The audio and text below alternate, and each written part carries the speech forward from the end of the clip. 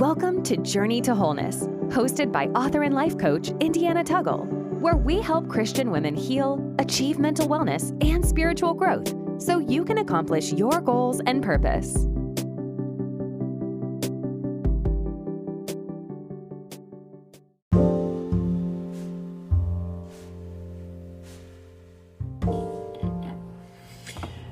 Hello, ladies.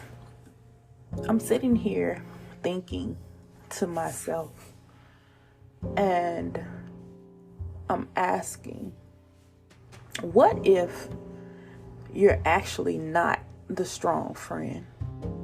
What if you actually embraced the strong friend title as a survival mode, coping mechanism to defend you from being surrounded by people who did not have the capacity to understand or respond to the transparency and the vulnerability that you express.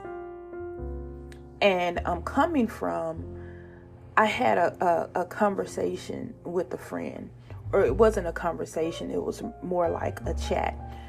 We was chatting, and I think something along the line of the chat was, she was asking me how something was going or how it was going, and I relayed my feelings about what was actually going on. I was truthful and I was honest. And y'all know how messaging works now. You can see when someone has read a message, and you can see when they're not responding. So I noticed that the message that I sent, it was just read and there was no response, for several minutes, for even an hour. In fact, when she did respond, it was not a response regarding what I said. It was a response on a totally different subject. She had changed the subject altogether. And it left me thinking how we oftentimes expect to drink water from the same well in which we pour into. And I'm not saying that necessarily is a bad thing, because I am a firm believer that relationships should be reciprocal, because if they're not, they end up being transactional. You're just in each other's life or in each other's presence for whatever benefit you believe that you're getting from the other person. But what I'm thinking about is that sometimes when it comes to the spiritual world, when it comes to the things of God, when we sow seeds, we don't always receive a harvest from the same place in which we've sown. So a lot of times when we're in our relationships and we're in some friendships, we fail to understand, or we fail to examine whether or not this person can handle or is even equipped to handle what you have on your life or the burden that you carry. And a lot of times we're putting too much pressure on our friendships to be what they're not supposed to be, right? Your friend is supposed to be your friend. Your friend should not be expected to be your counselor. Your friend should not be expected to be your mother, your father, your teacher, your business coach, etc. They're supposed to be your friend. And I listen, or shall I say, I read different memes, different messages, different videos, etc. on social media talking about how we're not supporting each other, right? And most recently is check on your strong friends. When in reality, who gave you that title, right? Or is it something that you just put on because you're finding comfort in not getting what you need, when in reality you should go seek out what you need? If you need someone to talk to about the stresses that are going on in your life, then go get a therapist. That's not your friend's job, right? If you need someone to provide you guidance as you're on the journey to building, sustaining, scaling, growing, however you want to call your business, then go get a business coach. That's not your friend's job, right? So we have to learn that we can't have these high expectations of people and then get mad when they can't fulfill the role. And then reach out, or shall I say, we become disgruntled and we start complaining because we're not getting what we need from people who were never in our lives to be that, right? We have therapists out here. We have business coaches out here. We have support groups out here.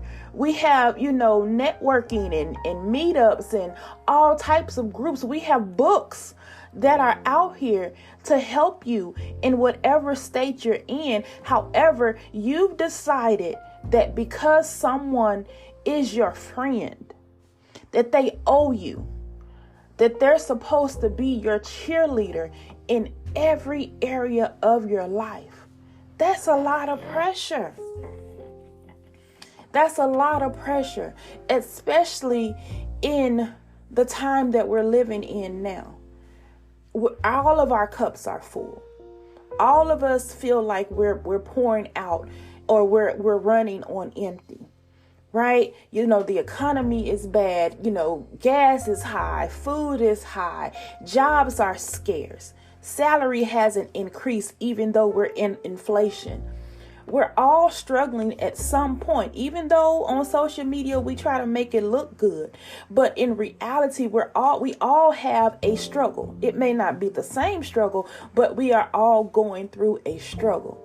So I admonish you to begin to ask yourself, am I truly expecting something from someone that they're not equipped to give? Right? Now, and if you feel like you're always the shoulder for someone to cry on and they're not returning that favor to you, then you have to evaluate that.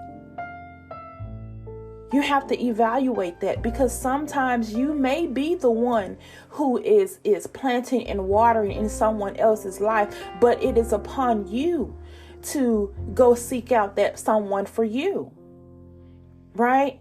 If you're the only one in your group that's trying to grow, then it could be that God is telling you to find a new circle, right? Because sometimes we have to understand that every friend is not for every season. And every season is not for every friend. You're going to have to learn that everybody can't go, everybody don't want to go, and support comes in different forms, right? As we get older, as a lot of our relationships get older and start to change, right? Things change because your friends are having kids, your friends are getting married, your friends are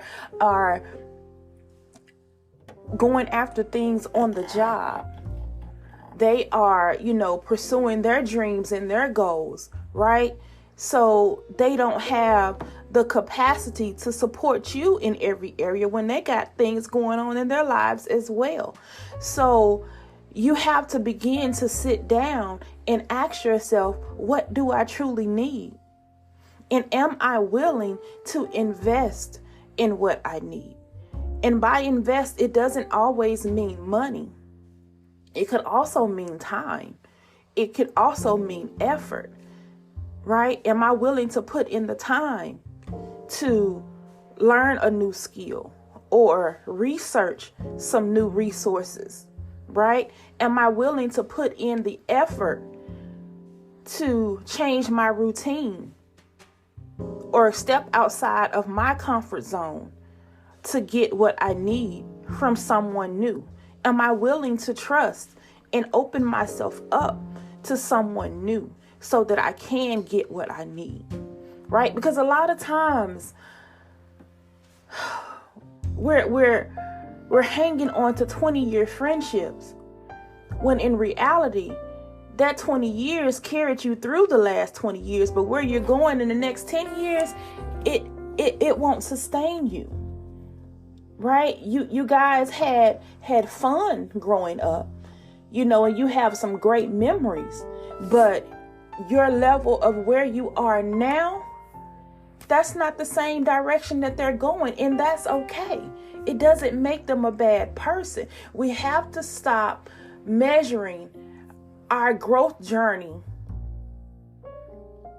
with those people who are in our circle. Just because they know you, just because you grew up together, just because you live in the same city, doesn't mean that you're supposed to have the same growth journey, right? Your light bulb is on today. Theirs probably could have came on 5 years ago. Yeah, right? Or theirs may not come on till 5 years from now. You don't know that. And also you don't know if where they are is where God wants them to be. Just because God gave you a different purpose and a different plan doesn't mean he gave that same purpose and plan to someone who is connected to you. Now, if you're married, that's a different thing. Your purposes should be in alignment. But when it comes to friendship, that's not always the case. Your friend doesn't have to be growing in the same direction that you're growing. And because they're not, it doesn't mean that relationship has to be cut off. It just means that relationship has to be evaluated, right? I have friends in my life who, they're not my target audience, right? My books and my journals are not for them. However, they support me in other ways. They support me when I can call them and they can pray me through. Right? When I want to feel like giving up, they're the ones who can recommend me to people that they meet, right? Even though it's not for them, and I have to accept and appreciate that support, right? I can't only measure support by those who buy my books, by those who buy my services, right? That's not friendship. You want your friend to be your client? You want your friend to be your coach when they haven't been where you've been and they don't know where you're going? Why? We deserve better. Our relationships deserve better because what's happening is we're straining our relationships. And we're in that pressure is what is destroying the relationship. You had a good friend. You have someone who you can call at the drop of a hat and say, girl, let's go have a drink. Girl, can I come over and just relax and watch a movie? Can we go have dinner? I need to get out the house. Can we go have dinner? I need to get my mind off some things. Can we go hang out? You have that friend. But because that friend is not singing your praises 24/7 on social media for all the world to see, they're not sharing all of your posts. They're not handing out your business cards in their purse and handing out your business card everywhere they go. Then all of a sudden they're not a supportive friend. No. What you need is a business coach. What you need is a therapist. What you need is someone who can be biased, and someone that can see your goals and your plans and your dreams and your aspirations and help you get there. What you need is someone who can give you strategy and technique to overcome those mindset issues, those fears, those insecurities, that stressors. That's what you need, but your friend is not that person. And just because you're saying, well, I'm the strong friend, I don't have anybody that I can lean on, that's a lie from the pit of hell. God never told you you had to be strong. In fact, in his word, he says, where we are weak, he is strong. But in order for God to come into your life and become your strength, you first got to admit that you're weak. And we don't want to admit that we're weak nowadays. Vulnerability is looked at as being weak. No, if you can ask for help, then my sister, you are strong. Pride a lot of times will keep us struggling. Pride a lot of times will have us at the doctor's office with high blood pressure and stressed and having strokes and aneurysms, because we're scared to admit that we're not handling things, that we're overthinking. And that's another thing. Overthinking is not a flex. That is a mental health breakdown. When you cannot shut off your mind, when you cannot stop replaying a thing over and over in your mind, that is your mind screaming for help. And you're ignoring it. And you're laughing at it. And you're finding joy in it. And in reality, in 6 months from now, you're going to be on high blood pressure medicine. You're going to be on anxiety medicine. If you don't find you somebody to talk to. If you don't find you some techniques where you can release it. Because truth of the matter is, if you're an overthinker, you're not sleeping. And you need rest. Rest restores. Rest replenishes. Rest rejuvenates. It's not a flex to be busy.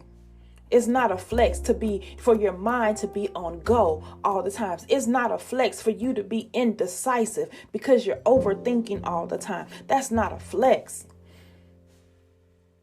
That's a cry for help, right? But a lot of times in today's society, we have renamed our emotional deficits as badges of honor. And all it does is constantly pushes us away from God, away from healthy relationships, away from our reality. Right? God is here for us. God has people here on this earth who can answer the call and can be what you need. But we're afraid to reach out and to say, I need help. Being the strong friend is not a flex. It just says that you don't know how to be vulnerable. Number one, you don't know how to be vulnerable. Or it means number two, you're being vulnerable to those who don't have the capacity to fill you up. That's what it says. It doesn't say that you're on this pedestal and that you can handle everything. No, you can't. Because if you could, you wouldn't be crying that I'm the strong friend. We see it every day where people that we thought were so strong are committing suicide. So this fake it till you make it mentality that we have adapted, that's not of God. Because my God says that we should cast our cares upon him. Right? And when we do so, we allow him access to help us and to send help. The Bible says that he responds to the cries of his people. Well, if you ain't crying, how you going to be mad that he not responding? Crying is not weakness. We got to get that out of our system. It is not a sign of weakness. In fact, crying is a sign of strength. Because you are comfortable enough in who you are to release what you don't need. Right? I love it when I can have a good cry. Because I'm releasing all of that stress, all of that worry, all of that anxiety off my body. And I'm giving myself permission to grieve whatever it is I thought I lost or I think I'm losing. I'm giving Indiana permission to let go. And I am inviting God into my life to handle that thing, to be Lord over that thing. So yeah, I take beauty when a tear can be shed, because sometimes it's not about having the words to say everything. I remember when I first started writing in my journal, and sometimes I would be crying so that my tears would hit the page and just soak it up and smear up everything that I've been writing. And I asked God, I was like, sometimes I don't know what to say. And he said, don't worry, daughter. Your tears speak for you. Our tears speak for us. Right? He heard your cry. He hears your cry. But we have to be willing to cry. We have to be okay with crying. Cry loud. Pick up the phone. Ask somebody to pray for you. Go to your job and get the number to the therapist directory. Right? If you need a business coach,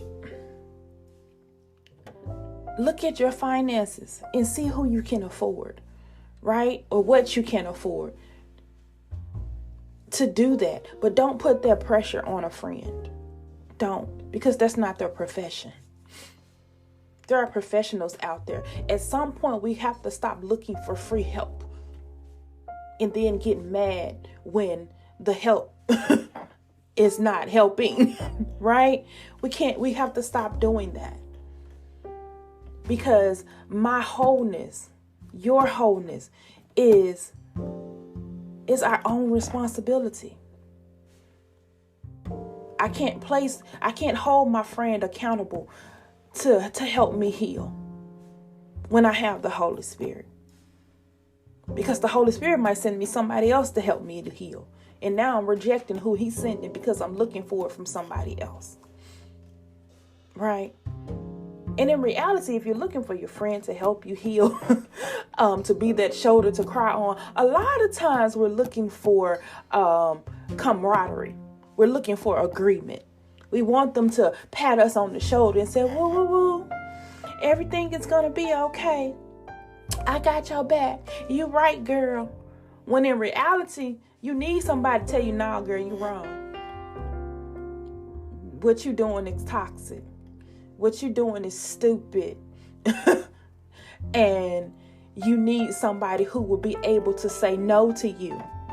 Right? But we're afraid of that no. So we want the people in our circle who we feel that love us and won't tell us no. That's going to clap for everything we do. We want them to do it. When growth doesn't happen with every yes. Oftentimes, growth happens through the no's. Strategy comes through the no's. If you're constantly getting a yes, then you won't ever see anything wrong with what you're doing. You're going to keep doing the same thing over and over because it's getting you a yes. But at the same time, it's not getting the results that you want. You're still stagnant. Right? So my point in today is that instead of adapting labels to help you cope with what you're not or what you're not getting, Learn to open your mouth and ask for the help that you need and wait to get it. There are resources out there. Again, there are therapists, there are coaches, there are books that you can read to help get your mind right. Take a break from the mayhem. Take a break from social media. If all you seeing is videos and listening to podcasts, no wonder you're a little special, right? And nothing wrong with podcasts. You're listening to a podcast, but at the same time, you need to get quiet and you need to get by yourself and you need to hear your own voice speaking to you.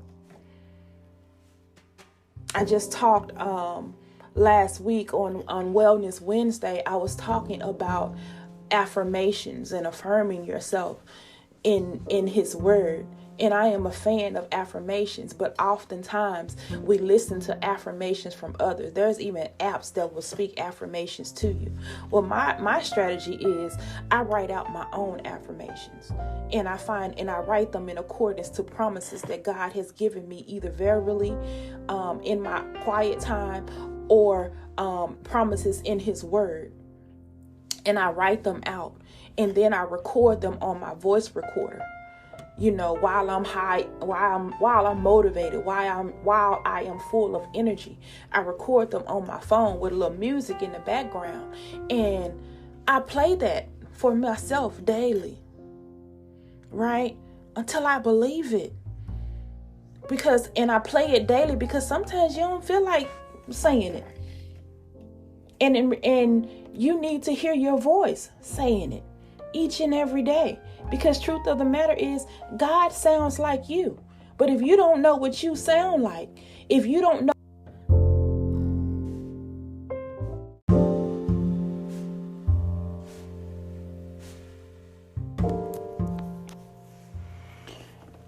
know what you sound like, then you will continue to not believe the words that you're hearing. Right? So when it comes to affirmations, yes, affirm yourself, but make sure you're, number one, affirming yourself in his word, and make sure, number two, that you're listening and you're speaking those words in your own voice, because your own words have power. Your own words can encourage you. Your own words can give you that confidence. Your own words can give you that motivation, right? So time is out for you being the strong friend. I came to you today to tell you to take that hat off. Take that strong friend hat off and open up yourself to receiving help and asking for help, right? Because help is available to you. You just have to be willing to go outside your circle, outside your comfort zone, to get what you need. Nothing wrong with pouring into your friends. But if you're not being poured into, you got to go seek the water, right? It's no point in you walking around dying of thirst when water is freely available to you. You just got to go get it. You got to seek out another well. The well is plentiful. The word says that when you drink from God, you will never go thirsty. So there's no reason for us to be walking around this world thirsty, sis. There's no reason for us to be complaining about who's not for us, who's not in our circle, who's hating, who you can't call on, who can't be there for you, who can't do the same thing for you that you've done for them. Your harvest may not come from where you planted, but trust and believe the harvest is coming. I remember when I was unemployed, right? And before being unemployed, I let this young lady with her child come and live with me for like 6 months. And in that 6 months, I didn't have her paying any bills because my goal was to help her get on her feet. Well, fast forward a few years when I found myself unemployed, right? I couldn't go live with a friend. I had to stay and endure what God was doing for me. But however, it just so happened that my brother was released from prison.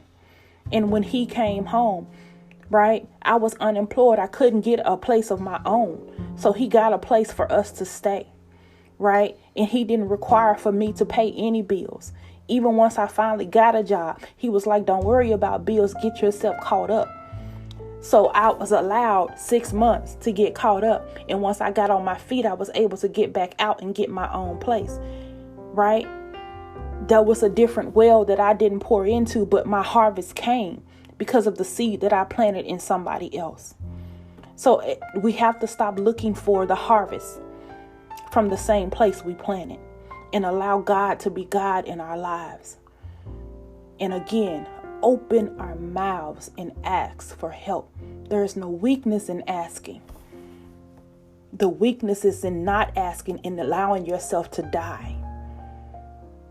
You're dying on the inside and you're complaining on the outside, hoping that those in your circle will hear your help and come run, but they don't have the capacity to help you.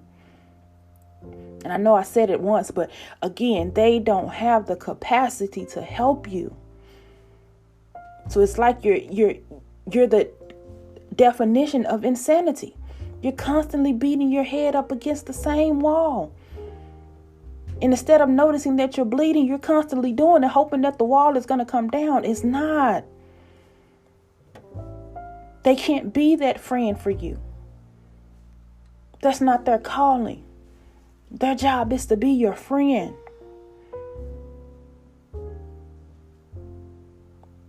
So that's all that I have for you guys on today. I hope that this was encouraging and gave you something to ponder on over the weekend,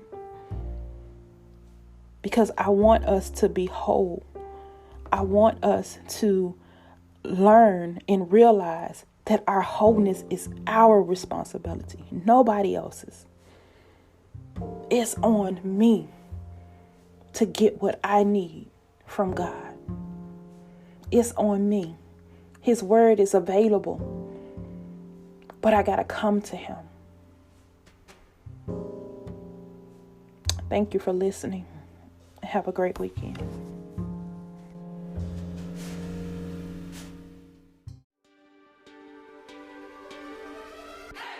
You have been listening to Journey to Wholeness, brought to you by Indie Writes, a spiritual growth and development company that helps you write your way to success and wholeness in every area of your life. We specialize in books and journals that promote mental wellness and Christian growth. Our journals provide inspirational articles, motivational quotes, biblical guidance, writing prompts to release your feelings, fears, and thoughts, as well as strategies for success to tackle your goals and pursue your purpose. Visit our website and join our mailing list at www.indiewrites.com to learn more.